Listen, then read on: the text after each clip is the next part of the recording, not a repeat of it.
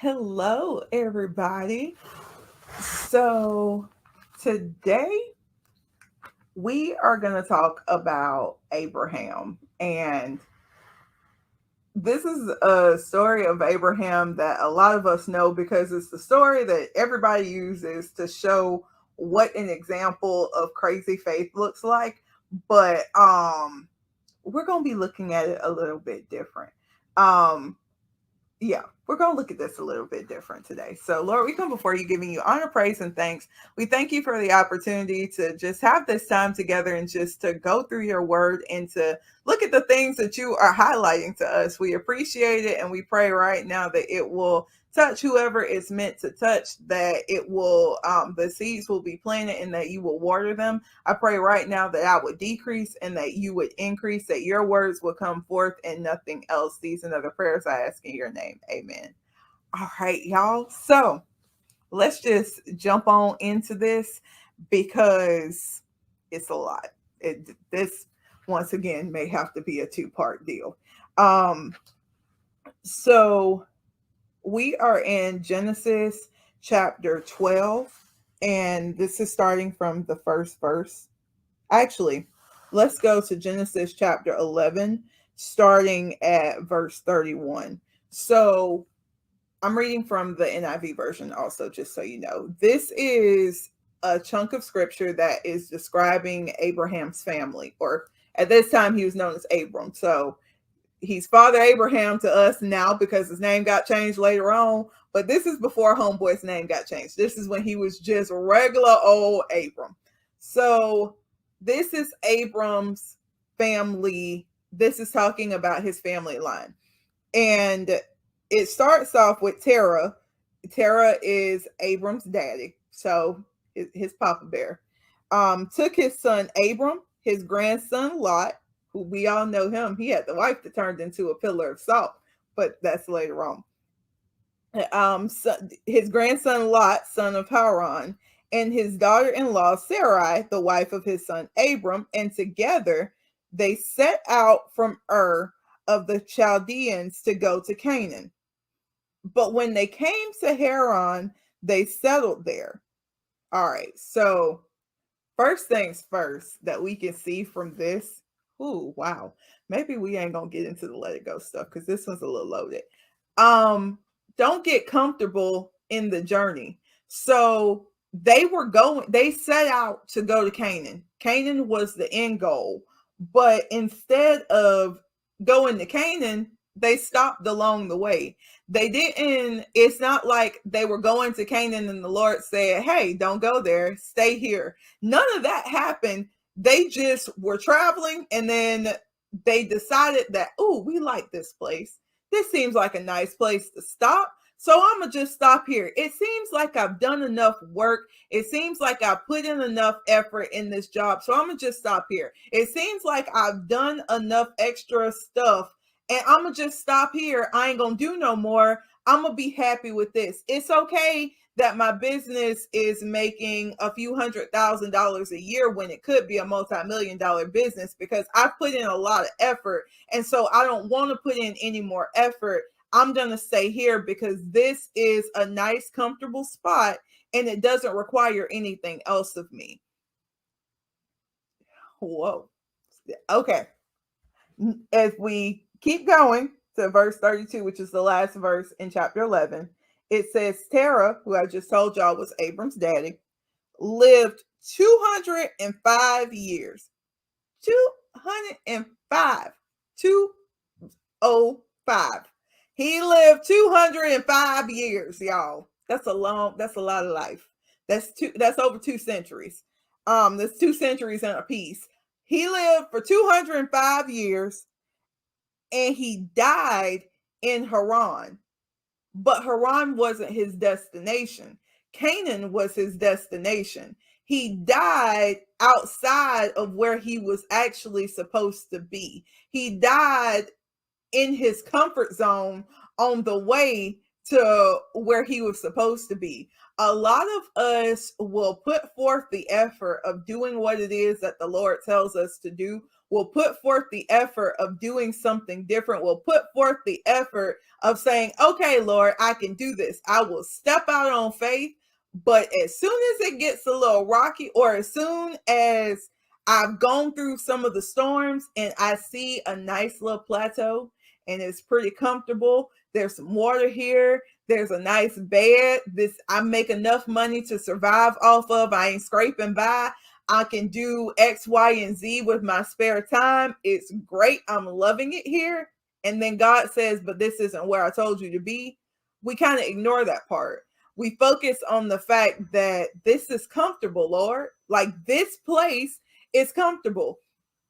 And it's a part of us. It's a part of our flesh to want to be comfortable. We don't like things that take us outside of our comfort zone. We don't like things that stretch us in uncomfortable way. But a lot of times, in order for us to fully accomplish what it is that the Lord wants us to do, we have to do some things that are different. We have to put in the extra effort. Like, Lord, these people are here in this city. They're in Haran. They living their best lives. Why can't we just join in and be like these people? And it's not because those people are wrong for being in Haran and being in what is your comfort zone. It's just that you weren't called to be there. You were called to be in Canaan. So where he died was in his comfort zone. He didn't die in the spot he was actually supposed to go to. Had he gone to Canaan instead of staying in Haran, Abram may not have been he may have still gotten the promise and he may have been the father of faith that way, but Abram wouldn't have had to leave his family and go to the land that the Lord would show him, because they were already in the land that they were supposed to be in. But we'll get to that in a second. All right. Chapter 12, starting at verse 1. The Lord had said to Abram, go from your country, your people, and your father's household to the land I will show you. I'm going to read that again. He said, go from your country, your people, and your father's household. So leave the home that you know, leave the people that you're comfortable with and the people who are like you, and go over here with some people who have different customs than you. Go over here with people that you don't know that well. Go over here in a place where it's not really comfortable. Neither of those things is comfortable. Then he says, leave your daddy household. Like, don't even take your family members with you. Take your wife and get out. That's what he told them to do, pretty much. It says, I will make you into a great nation. I will bless you. I will make your name great, and you will be a blessing. Now, the Lord told him to leave his family, leave everything behind, and he would make him into a great nation. That is what the Lord told him to do, right? So, let's see what else he says. I will bless those who bless you, and whoever curses you, I will curse. And all the people on earth, all of them, not just a little bit. I know that came out real slangy and real country. All of the people, they'll be blessed because of you, because of what you have done, because of what I'm going to do through you. Verse 4 says, so Abram went as the Lord had told him, and Lot went with him. Abram was 75 years old when he set out from Haran. Now, did you catch that? Let me read it again. Now, the Lord just told Abram, he said back in verse 1, go from your country, your people, and your father's household, right? That's what he said, right? Go from your country, your people, and your father's household. Abram went as the Lord had told him, and Lot went with him. Where did it say take your nephew with you? He didn't follow the instructions. He didn't just get in line with what he was supposed to get in line with. He did leave. Now he left and he was following the voice of the Lord, but he didn't follow the instructions completely, because he was supposed to let Lot stay back. He was supposed to let that go. Probably had Lot stayed back, we wouldn't know Lot we would know Lot as the nephew of Abram the nephew of Abraham, and not as the man whose wife turned to a pillar of salt and the man whose daughters had sons from him. Yeah, that story took a turn. That is I'm gonna say that's a story for another day, but it's a story that I don't necessarily want to be the one to cover. So look that up on your own time. The story is wild though.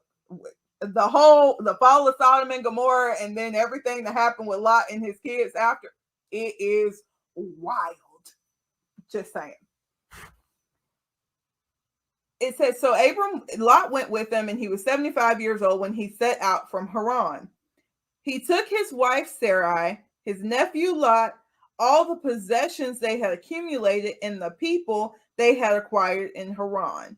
And they set out for the land of Canaan, and they arrived there. Where did he go? He went to the place of the original destination. Had he already been in Canaan like he was supposed to be? Like, had they gone to Canaan instead of stopping in Haran and making themselves comfortable there and setting up tents there and all of that stuff? Had they gone to the original destination, he wouldn't have had to start his journey by going to the place that his daddy was supposed to go. Woo! That is wow.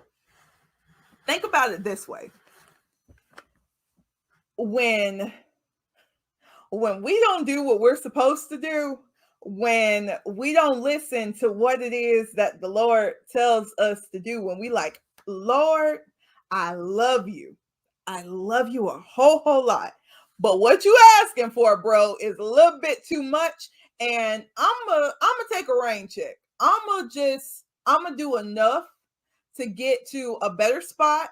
I'm going to get to my version of Haran. I'm going to be comfortable, and then I'm not going to go any further. I'm going to stay here, and I'm going to make myself comfortable in this spot that I'm chilling out in. That's what I'm going to do. It's okay. I'm going to stay comfortable over here. So when the Lord told you to get to the destination of buying a house, or he told you to get to the destination of buying property, you instead only got to the destination of buying a house. And so now when your children who were supposed to start a farm, or your children who were supposed to build a subdivision on the property that you were supposed to buy, when they have to do what it is that the Lord has called them to do, they start steps back because you didn't do your part.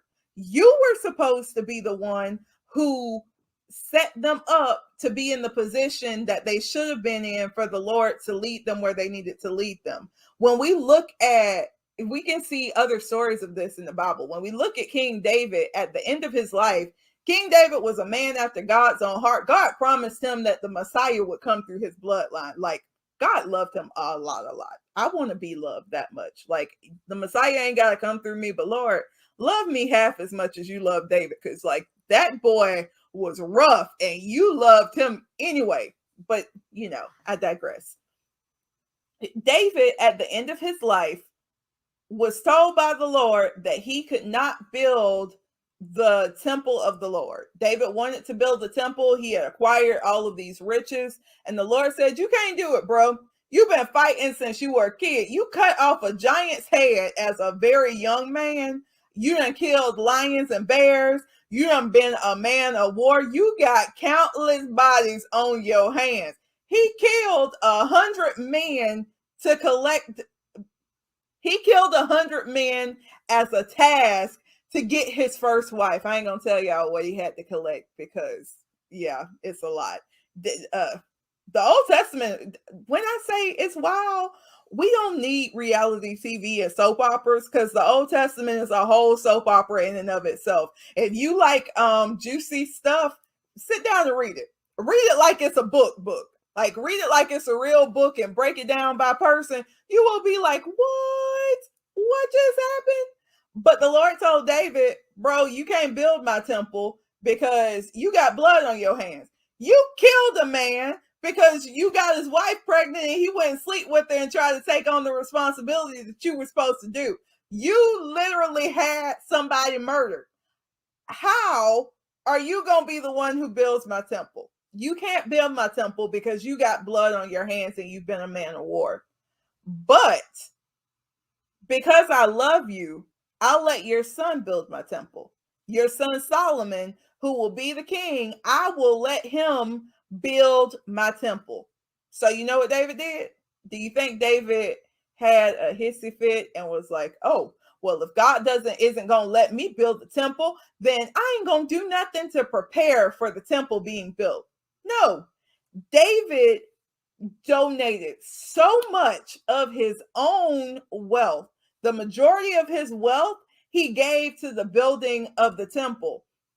But not only did he do that, not only did he give his own wealth, he also got other people to co-sign the building of the temple. So they gave their wealth. So when it was time for Solomon to start building the temple, Solomon had everything he needed in order for him to do what it was that he needed to do. Now you may be like, what does this have to do with me and my kids and what they gonna do in the future? Do you have a college fund set up? Do you have a life insurance policy? Do you have insert thing here that will ensure just the not even these aren't even spiritual things. These are literal, just practical things. If something happened to you today or tomorrow, would your family be in a position to move forward with what it is that the Lord had called on their life, or would they have to start from 10 steps back because you didn't do what you were supposed to do as the person who came before them? Lot had to travel to Canaan, but we'll find out Canaan became a destination after he went to some other places. He made a loop-de-loop to get back to Canaan. The fact that he had to travel to Canaan and then make the loop-de-loop means that the loop-de-loop should have been the only journey that he had to take. But because his daddy stopped in Haran and got comfortable, Abram had to travel to the place that he was supposed to be before he could actually do what it was that the Lord has called him to do.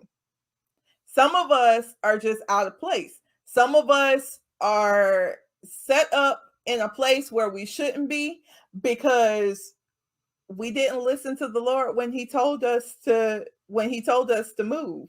We didn't listen to the Lord when he told us to do this thing or to initiate this particular push. We didn't listen to the Lord when he was guiding us. And because we didn't listen to the Lord, because it looked like too much work, it looked like it was going to be really difficult, it looked like it was going to be a little too hard, and we didn't want to do all of that. Because we didn't do that, we're behind the 8 ball, and our children end up being behind the 8 ball because it's a generational situation. The sins of the father are put down on the children to the 3rd and 4th generations. Now, if you're thinking about this, think about this. Come with me. Come on a journey with me. I know this is going to be a tight thing, and you ain't going to like me. You may turn this off. It is what it is because I'm saying it anyway because it's what the Lord said say. When we are disobedient to the Lord, when he tells us to go to Canaan and we stop in Haran instead. We set out for Canaan, but we stop in Haran instead. When we stop in our comfort zone and we don't go as far as the Lord has told us to go, that's a form of disobedience. And so what that means is that our children, our grandchildren, our great-grandchildren, great-great-grandchildren, great-great-great-grandchildren have to deal with the mistake that we made. So if I don't go where the Lord is calling me to go, all of those generations that come after me have to start a few steps back because I didn't do what I was supposed to do. And I don't want to be responsible for that. If I'm just being real, I don't want to be the person who makes the life of the people who come after me, who makes the life of my descendants harder. I want to be the person who helps my descendants actually live a more fruitful life. I want to be the person who leaves something for my descendants so that they don't have to struggle. They don't have the same struggles I had. You don't have to make the mistakes I made. You don't have to do X, Y, and Z because I did it for you. And while I was able to get out of the situation, is great. We in a good spot now. Don't do that. Let me set you up so you ain't got to go down that path and you can keep yourself on the path that the Lord has put in front of you. Let me help you do that so that you don't have to start behind where you have to start, where you're supposed to be starting. Let me put in some extra work to make up the ground for what people before me didn't do. And then let me do everything that it is that you want me to do, Lord, so that my children and their children and their children and their children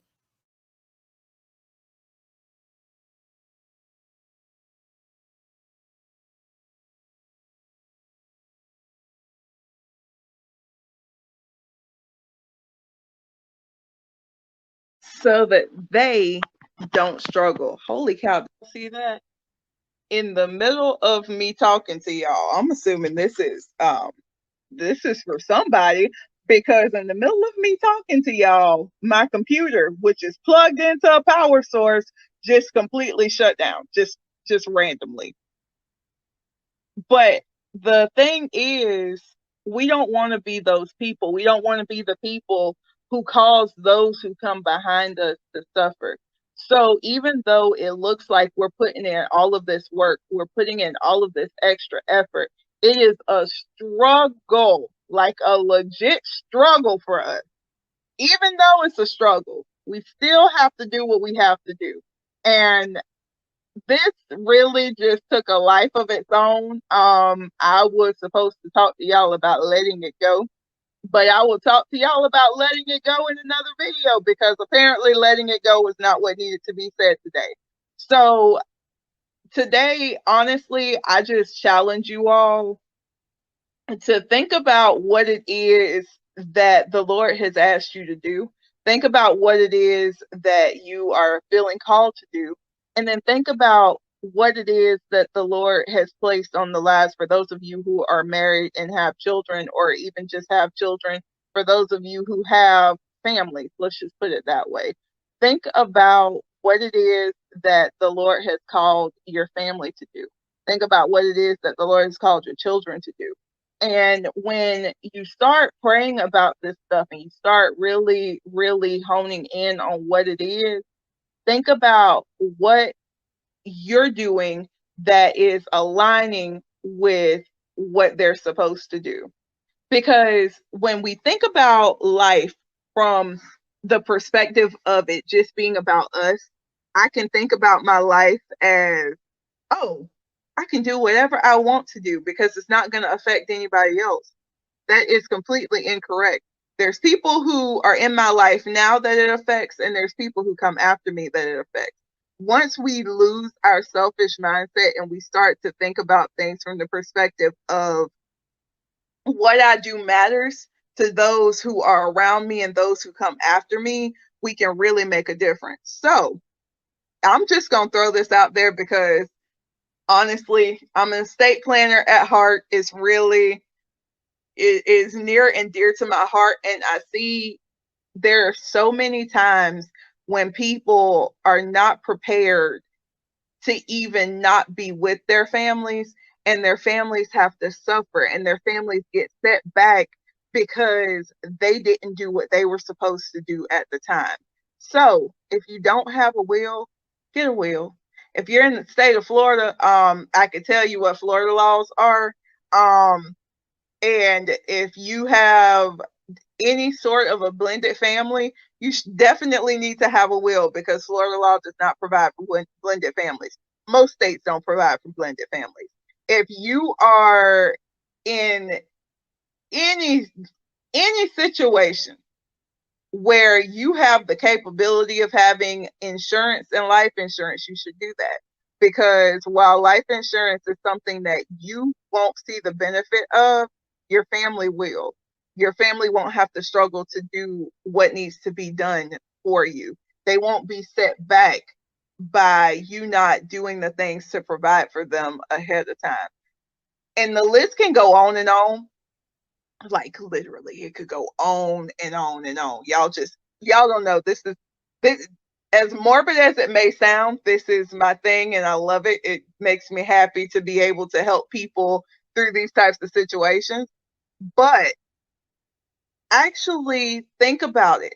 Think about what it is that you can do in your life to set your family up for what it is that they're supposed to be doing. Think about what you're doing in your life that can set your kids up for a better future. Because when you do that, it makes a difference. When you do that, you see fruit. And honestly, we all want to see fruit. We don't want to be like Abram's daddy. We want to set our kids up so that they make it to the destination. We make it to our destination and they make it to their starting point. We don't want them to have to travel to the starting point. All right, y'all. I love you. Bye.